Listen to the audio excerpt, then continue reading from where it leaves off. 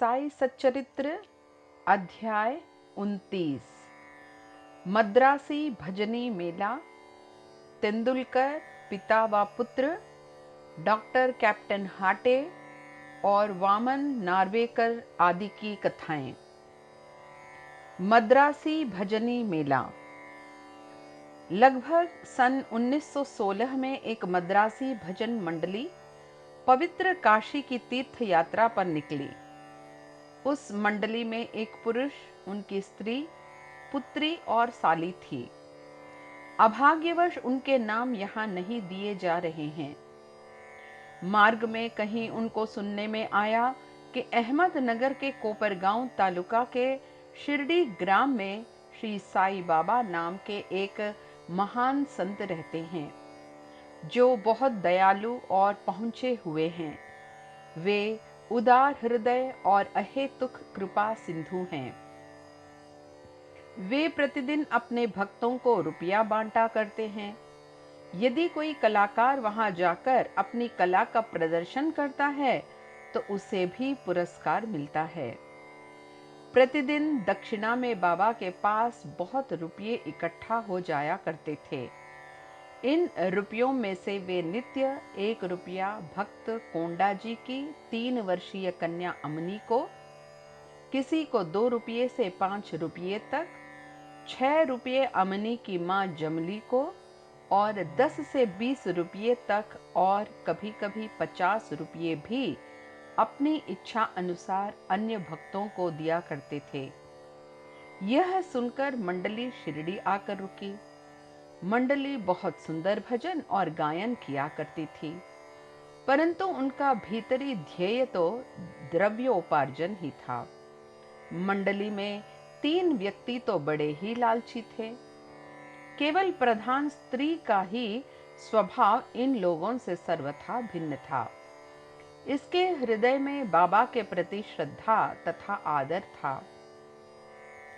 एक बार जब दोपहर की आरती हो रही थी, तभी उस स्त्री की भक्ति और विश्वास देखकर बाबा प्रसन्न हो गए। फिर क्या था, बाबा ने उसे उसके इष्ट के रूप में दर्शन दिए और केवल उसे ही बाबा सीतानाथ के रूप में दिखलाई दिए, जबकि अन्य उपस्थित लोगों को सामान्य ही। अपने प्रिय इष्ट का दर्शन पाकर वह द्रवित हो गई तथा उसका कंठ रूंध गया और आंखों से अश्रुधारा बहने लगी। तभी प्रेम उन्मत्त हो वह ताली बजाने लगी। उसको इस प्रकार आनंदित देख लोगों के कौतूहल का कोई पारावार नहीं रहा, परंतु कारण किसी को भी ज्ञात न हो रहा था। दोपहर के पश्चात उसने वह भेद अपने पति से प्रकट किया। बाबा के श्री राम स्वरूप में उसे कैसे दर्शन हुए इत्यादि उसने सब बताया। पति ने सोचा कि मेरी स्त्री बहुत भोली और भावुक है, अतः इसे राम का दर्शन होना एक मानसिक विकार के अतिरिक्त कुछ नहीं है। उसने ऐसा कहकर उसकी उपेक्षा कर दी कि कहीं यह भी संभव हो सकता है कि केवल तुम्हें ही बाबा राम के रूप में दिखे और अन्य लोगों को सदैव की भांति ही। स्त्री ने कोई प्रतिवाद न किया, क्योंकि उसे राम के दर्शन जिस प्रकार उस समय हुए थे वैसे ही अब भी हो रहे थे। उसका मन शांत, स्थिर और संतृप्त हो चुका था। आश्चर्यजनक दर्शन। इसी प्रकार दिन बीतते गए। एक दिन रात्रि में उसके पति को एक विचित्र स्वप्न आया। उसने देखा कि एक बड़े शहर में पुलिस ने गिरफ्तार कर रस्सी से बांधकर उसे कारावास में डाल दिया है। तत्पश्चात ही उसने देखा कि बाबा शांत मुद्रा में सींग के बाहर उसके समीप खड़े हैं। उन्हें अपने समीप खड़े देखकर वह गिड़गिड़ा कर कहने लगा, आपकी कीर्ति सुनकर ही मैं आपके श्री चरणों में आया हूं, फिर आपके इतने निकट होते हुए भी मेरे ऊपर यह विपदा क्यों आई? तब वे बोले, तुम्हें अपने बुरे कर्मों का फल अवश्य भुगतना चाहिए। वह पुनः बोला कि इस जीवन में मुझे अपने ऐसे कर्म की स्मृति नहीं जिसके कारण मुझे ये दुर्दिन देखने को मिला।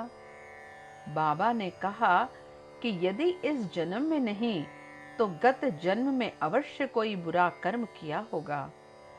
तब वह कहने लगा कि मुझे तो अपने गत जन्म की कोई स्मृति नहीं, परंतु यदि एक बार मान भी लूं कि कोई बुरा कर्म हो भी गया होगा तो आपके यहाँ होते हुए भी उसे भस्म हो जाना चाहिए, जिस प्रकार सूखी घास अग्नि द्वारा शीघ्र भस्म हो जाती है। बाबा ने पूछा, क्या तुम्हारा सचमुच ऐसा दृढ़ विश्वास है? उसने कहा, हाँ। बाबा ने उससे अपनी आंख बंद करने को कहा और जब उसने आंखें बंद की उसे किसी भारी वस्तु के गिरने की आहट सुनाई दी। आंखें खोलने पर उसने अपने को कारावास से मुक्त पाया। पुलिस वाला नीचे गिरा पड़ा है तथा उसके शरीर से रक्त प्रवाहित हो रहा है। यह देखकर वह अत्यंत भयभीत दृष्टि से बाबा की ओर देखने लगा। तब बाबा बोले, बच्चू, अब तुम्हारी अच्छी तरह खबर ली जाएगी। पुलिस अधिकारी अभी आएंगे और तुम्हें गिरफ्तार कर लेंगे। तब वह गिड़गिड़ाकर कहने लगा कि आपके अतिरिक्त मेरी रक्षा और कौन कर सकता है? मुझे तो एकमात्र आपका ही सहारा है। भगवान, मुझे किसी प्रकार बचा लीजिए। तब बाबा ने फिर उससे आंखें बंद करने को कहा। आंखें खोलने पर उसने देखा कि वह पूर्णतः मुक्त होकर सिंचों के बाहर खड़ा है और बाबा भी उसके समीप ही खड़े हैं। तब वह बाबा के श्री चरणों पर गिर पड़ा। बाबा ने पूछा कि मुझे बताओ तो तुम्हारे इस नमस्कार और पिछले नमस्कारों में किसी प्रकार की भिन्नता है या नहीं? इसका उत्तर अच्छी तरह सोच कर दो। वह बोला, आकाश और पाताल में जो अंतर है वही अंतर मेरे पहले और इस नमस्कार में है। मेरे पूर्व नमस्कार तो केवल धन प्राप्ति की आशा से ही थे, परंतु यह नमस्कार मैंने आपको ईश्वर जानकर ही किया है। पहले मेरी धारणा ऐसी थी कि यवन होने के नाते आप हिंदुओं का धर्म भ्रष्ट कर रहे हैं। बाबा ने पूछा, क्या तुम्हारा यवन पीरों में विश्वास नहीं? प्रत्युत्तर में उसने कहा, जी नहीं। तब वे फिर पूछने लगे कि क्या तुम्हारे घर में एक पंजा नहीं? क्या तुम ताबूत की पूजा नहीं करते? तुम्हारे घर में अभी भी एक काड़ बीबी नामक देवी है जिसके सामने तुम विवाह तथा अन्य धार्मिक अवसरों पर कृपा की भीख मांगा करते हो।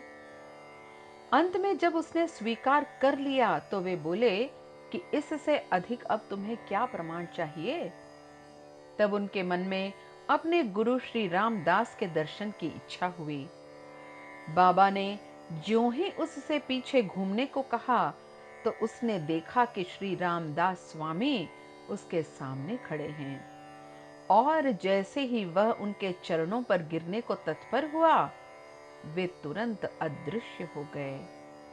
तब वह बाबा से कहने लगा, आप तो वृद्ध प्रतीत होते हैं, क्या आपको अपनी आयु विदित है? बाबा ने पूछा कि तुम क्या कहते हो कि मैं बूढ़ा हूं? थोड़ी देर मेरे साथ दौड़कर तो देखो। ऐसा कहकर बाबा दौड़ने लगे और वह भी उनके पीछे पीछे दौड़ने लगा।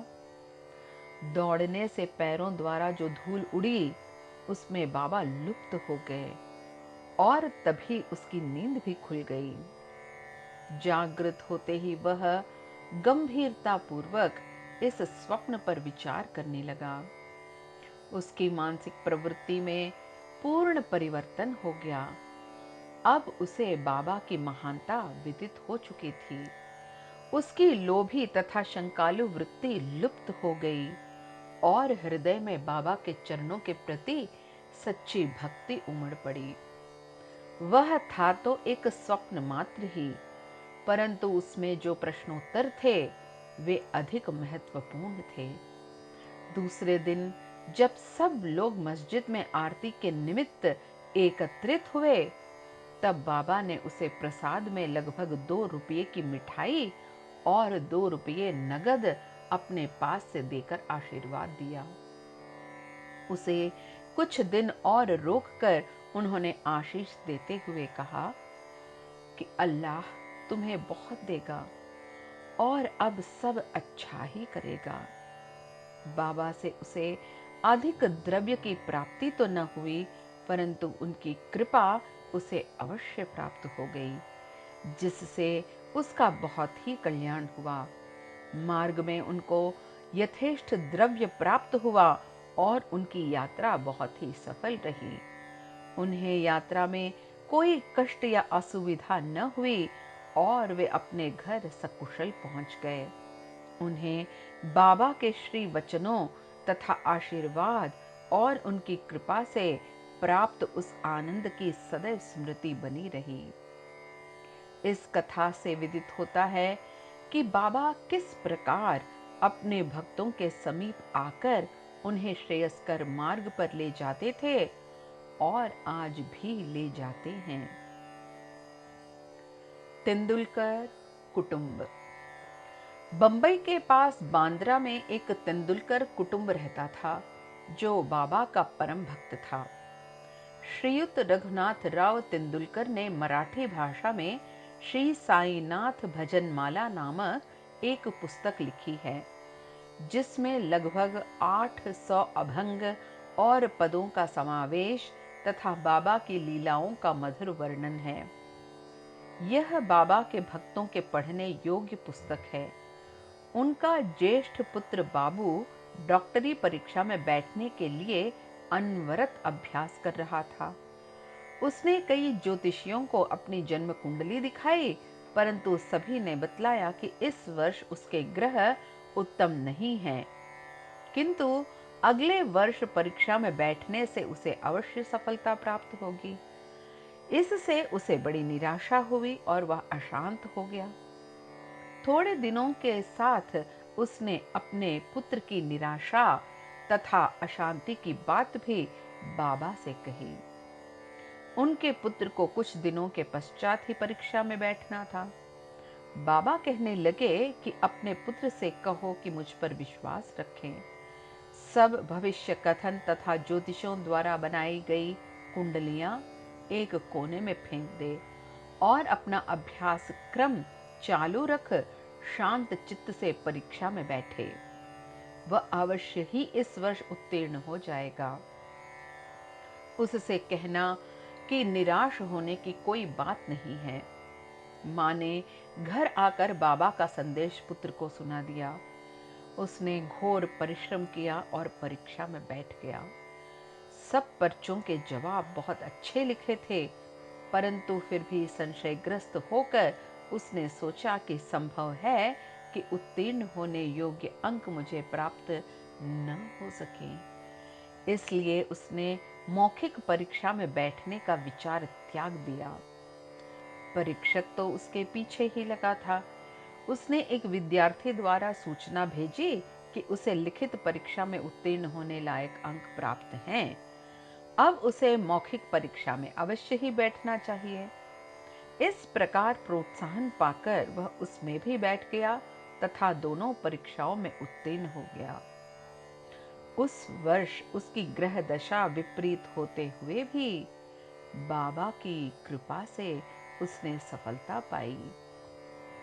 यहाँ केवल इतना ही बात ध्यान देने योग्य है कि कष्ट और संशय की उत्पत्ति अंत में दृढ़ विश्वास में परिणत हो जाती है।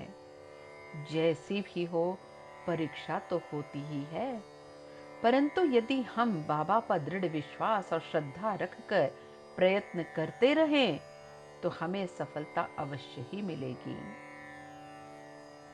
इसी बालक के पिता रघुनाथ राव बंबई की एक विदेशी व्यवसायी फर्म में नौकरी करते थे। वे बहुत वृद्ध हो चुके थे और अपना कार्य सुचारू रूप से नहीं कर सकते थे। इसलिए वे अब छुट्टी लेकर विश्राम करना चाहते थे। छुट्टी लेने पर भी उनके शारीरिक स्वास्थ्य में कोई विशेष परिवर्तन नहीं हुआ। अब यह आवश्यक था कि सेवानिवृत्ति की पूर्वकालिक छुट्टी ली जाए। एक वृद्ध और विश्वास पात्र नौकर होने के नाते प्रधान मैनेजर ने उन्हें पेंशन देकर सेवानिवृत्त करने का निर्णय किया। पेंशन कितनी दी जाए, यह प्रश्न विचाराधीन था। उन्हें 150 रुपये मासिक वेतन मिलता था। इस हिसाब से पेंशन हुई 75 रुपये, जो कि उनके कुटुंब के निर्वाह हेतु तो अपर्याप्त थी। इसीलिए वे बड़े चिंतित थे। निर्णय होने के 15 दिन पूर्व ही बाबा ने श्रीमती तेंदुलकर को स्वप्न में दर्शन देकर कहा कि मेरी इच्छा है कि पेंशन 100 रुपये दी जाए। क्या तुम्हें इससे संतोष होगा? श्रीमती तेंदुलकर ने कहा कि बाबा, मुझे दासी से आप क्या पूछते हैं? हमें तो आपके श्री चरणों में पूर्ण विश्वास है। यद्यपि बाबा ने 100 रुपये कहे थे, परंतु उसे विशेष प्रकरण समझकर 10 रुपये अधिक अर्थात 110 रुपये पेंशन निश्चित हुई। बाबा अपने भक्तों के लिए कितना अपरिमित स्नेह और कितनी चिंता रखते थे। कैप्टन हाटे। बीकानेर के निवासी कैप्टन हाटे बाबा के परम भक्त थे। एक बार स्वप्न में बाबा ने उनसे पूछा कि क्या तुम्हें मेरी विस्मृति हो गई? श्री हाटे ने उनके श्री चरणों से लिपट कर कहा कि यदि बालक अपनी मां को भूल जाए तो क्या वह जीवित रह सकता है? इतना कहकर श्री हाटे शीघ्र बगीचे में जाकर कुछ वल पपड़ी अर्थात सेम तोड़ लाए और एक थाली में सीधा अर्थात सूखी भिक्षा तथा दक्षिणा रखकर बाबा को भेंट करने आए।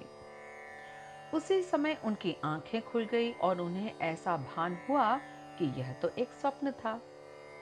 फिर वे सब वस्तुएं जो उन्होंने स्वप्न में देखी थीं, बाबा के पास शिरडी भेजने का निश्चय कर लिया। कुछ दिनों के पश्चात वे ग्वालियर आए और वहां से अपने एक मित्र को 12 रुपयों का मनी ऑर्डर भेजकर पत्र में लिख भेजा कि 2 रुपयों में सीधा की सामग्री और वल पपड़ी आदि मोल लेकर तथा 10 रुपये दक्षिणा स्वरूप रखकर मेरी ओर से बाबा को भेंट देना। उनके मित्र ने शिरडी आकर सब वस्तुएं तो संग्रह कर लीं, परंतु वल पपड़ी प्राप्त करने में उन्हें अत्यंत कठिनाई हुई। थोड़ी देर के पश्चात ही उन्होंने एक स्त्री को सिर पर टोकरी रखे सामने से आते देखा। उन्हें यह देखकर अत्यंत आश्चर्य हुआ कि उस टोकरी में वल पपड़ी के अतिरिक्त कुछ भी नहीं था। तब उन्होंने वल पपड़ी खरीदकर सब एकत्रित वस्तुएं लेकर मस्जिद में जाकर श्री हाटे की ओर से बाबा को भेंट कर दी। दूसरे दिन श्री निमोणकर ने उसका नैवेद्य अर्थात चावल और वल पपड़ी की सब्जी तैयार की और बाबा को भोजन कराया। सब लोगों को बड़ा विस्मय हुआ कि बाबा ने भोजन में केवल वल पपड़ी ही खाई और अन्य वस्तुओं को स्पर्श तक नहीं किया। उनके मित्र द्वारा जब इस समाचार का पता कैप्टन हाटे को चला तो वे गदगद हो उठे और उनके हर्ष का पारावार न रहा। पवित्र रुपया। एक अन्य अवसर पर कैप्टन हाटे ने विचार किया कि बाबा के पवित्र कर कमलों द्वारा स्पर्शित 1 रुपया लाकर अपने घर में अवश्य ही रखना चाहिए। अचानक ही उनकी भेंट अपने एक मित्र से हो गई जो शिरडी जा रहे थे। उनके हाथ ही श्री हाटे ने 1 रुपया भेज दिया। शिरडी पहुंचने पर बाबा को यथा योग्य प्रणाम करने के पश्चात उसने दक्षिणा भेंट की, जिसे उन्होंने तुरंत ही अपनी जेब में रख लिया। तत्पश्चात उसने कैप्टन हाटे का रुपया भी अर्पण किया, जिसे वे हाथ में लेकर गौर से निहारने लगे। उन्होंने उसका अंकित चित्र ऊपर की ओर कर अंगूठे पर रख खनखनाया और अपने हाथ में लेकर देखने लगे। फिर वे उनके मित्र से कहने लगे कि उदी सहित यह रुपया अपने मित्र को लौटा देना। मुझे उनसे कुछ नहीं चाहिए। उनसे कहना कि वे आनंद पूर्वक रहें। मित्र ने ग्वालियर आकर वह रुपया हाटे को देकर वहां जो कुछ हुआ था वह सब उन्हें सुनाया, जिसे सुनकर उन्हें बड़ी प्रसन्नता हुई और उन्होंने अनुभव किया कि बाबा सदैव उत्तम विचारों को प्रोत्साहित करते हैं। उनकी मनोकामना बाबा ने पूर्ण कर दी। श्री वामन नार्वेकर। पाठकगण अब एक भिन्न कथा श्रवण करें। एक महाशय जिनका नाम वामन नार्वेकर था, उनकी साई चरणों में प्रगाढ़ प्रीति थी। एक बार वे एक ऐसी मुद्रा लाए जिसके एक ओर राम, लक्ष्मण और सीता तथा दूसरी ओर करबद्ध मुद्रा में मारुति का चित्र अंकित था। उन्होंने यह मुद्रा बाबा को इस अभिप्राय से भेंट की कि वे इसे अपने कर स्पर्श से पवित्र कर उदी सहित लौटा दें, परंतु उन्होंने उसे तुरंत अपनी जेब में रख लिया। श्यामा ने वामन राव की इच्छा बताकर उनसे मुद्रा वापस करने का अनुरोध किया। तब वे वामन राव के सामने ही कहने लगे, यह भला उनको क्यों लौटाई जाए? इसे तो हमें अपने पास ही रखना चाहिए। यदि वे इसके बदले में 25 रुपया देना स्वीकार करें तो मैं इसे लौटा दूंगा। वह मुद्रा वापस पाने के हेतु श्री वामन राव ने 25 रुपये एकत्रित कर उन्हें भेंट किए। तब बाबा कहने लगे कि इस मुद्रा का मूल्य तो 25 रुपयों से कहीं अधिक है। श्यामा, तुम इसे अपने भंडार में जमा करके अपने देवालय में प्रतिष्ठित कर इसका नित्य पूजन करो। किसी का साहस न था कि वे यह पूछ ले कि उन्होंने ऐसी नीति क्यों अपनाई। यह तो केवल बाबा ही जाने कि किसके लिए कब और क्या उपयुक्त है। श्री सद्गुरु साईनाथ अर्पणमस्तु। शुभम भवतु।